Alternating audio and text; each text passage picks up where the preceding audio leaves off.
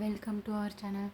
Today நம்ம வந்து mushroom pepper fry எப்படி பண்ணலான்னு பார்க்கலாம். ஒரு வானல் வச்சுக்கோங்க, கடலெண்ணெய் ஊற்றிக்கோங்க கொஞ்சமாக. அதில் வந்து 2 பட்டை, 2 கிராம்பு, ஒரு ஏலக்காய், ஒரு பிரியாணி இலை போட்டுக்கோங்க. இது லைட்டாக பொரிஞ்சதும் லைட்டாக கிண்டி விட்டுட்டு இதில் கொஞ்சமாக கருவேப்பிலை ஆட் பண்ணிக்கோங்க. தென் ஒரு 5 பல் பூண்டை வந்து குட்டி குட்டியாக கட் பண்ணி வச்சுருக்கேன், அதையும் சேர்த்து நல்லா ஸ்மெல் போகிற மாதிரி நல்லா வதக்குங்க. பூண்டும் கருவேப்பிலையும் நல்லா ஸ்மெல் வரும். இதை நல்லா வதக்கி விட்டுட்டே இருங்க. நல்லா இது வதங்கினதும் இதில் வந்து கொஞ்சோண்டு பச்சை மிளகா ஆட் பண்ணிக்கோங்க. ஒரே ஒரு பச்சை மிளகா நான் போட்டிருக்கேன். பச்சை மிளகா ஒன்று குட்டி குட்டியாக கட் பண்ணி ஆட் பண்ணிக்கோங்க. லைட்டாக வதக்கி விட்டுட்டு நான் ஒரு மீடியம் சைஸ் வெங்காயம் ஒரு 2 வெங்காயம் எடுத்திருக்கேன். இந்த 2 வெங்காயத்தையும் குட்டி குட்டியாக கட் பண்ணி ஆட் பண்ணிக்கிறேன். நல்லா வருங்க, நல்லா வதக்கிக்கிட்டே இருங்க கண்ணாடி பதம் வர வரையும்.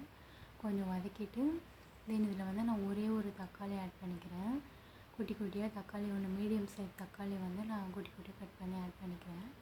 ஆட் பண்ணிவிட்டு இதில் வந்து நான் 1/2 ஸ்பூன் மஞ்சள்தூள், கொஞ்சமாக உப்பு ஆட் பண்ணிக்கிறேன். இது நல்லா வருங்க, நல்லா கிரேவி மாதிரி நல்லா கொஞ்சம் வெங்காயம் தக்காளியெல்லாம் வதங்கி வரணும். அப்போ தான் கிரேவிக்கு டேஸ்ட் நல்லாயிருக்கும். நல்லா வெங்காயம் தக்காளியெல்லாம் நல்லா வதக்கி விட்டுட்டே இருங்க. தென் இப்போ வந்து கொஞ்சம் நல்லா வதங்கிடுச்சு. நல்லா வதங்கினது நான் வந்து மஷ்ரூம் வந்து சுடு தண்ணியில் வாஷ் பண்ணி குட்டி குட்டியாக கட் பண்ணி வச்சுருக்கேன்.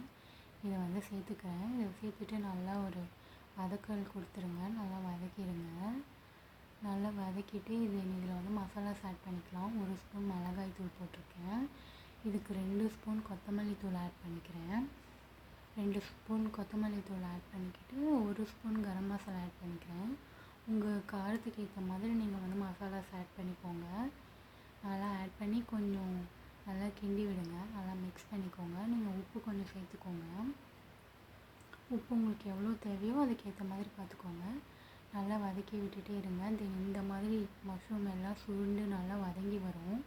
மூடி போட்டு நல்லா வேக வச்சுக்கோங்க. நான் வந்து தண்ணி எதுவுமே சேர்க்கலை. தண்ணி எதுவும் சேர்க்காமல் நல்லா மஷ்ரூம் எல்லாத்தையும் வேக வச்சிங்கன்னா நல்லா ஃப்ரை வந்து ரெடி ஆகிடும். தென் லாஸ்ட்டாக ஃப்ரெஷ்ஷான பெப்பர் அரைச்சி நல்லா கொஞ்சம் உங்களுக்கு எவ்வளோ வேணுமோ அந்த அளவுக்கு ஆட் பண்ணிக்கோங்க. பெப்பர் வந்து அதிகமாக போட்டிங்கன்னா டேஸ்ட் நல்லாயிருக்கும். நல்லா போட்டு பெப்பர் போட்டு நல்லா மிக்ஸ் பண்ணி விடுங்க. நல்லா மிக்ஸ் பண்ணினீங்கன்னா நல்லா அந்த ஃப்ளேவர்லாம் இறங்கும். கொஞ்சம் நேரம் க்ளோஸ் பண்ணி வச்சு வதக்குங்க. தென் கிரேவி வந்து பெப்பர் ஃப்ரை வந்து ரெடி ஆகிடுச்சு. அவ்வளோதாங்க மஷ்ரூம் பெப்பர் ஃப்ரை. இந்த வீடியோ பிடிச்சிருந்தா மறக்காமல் சப்ஸ்கிரைப் பண்ணிக்கோங்க.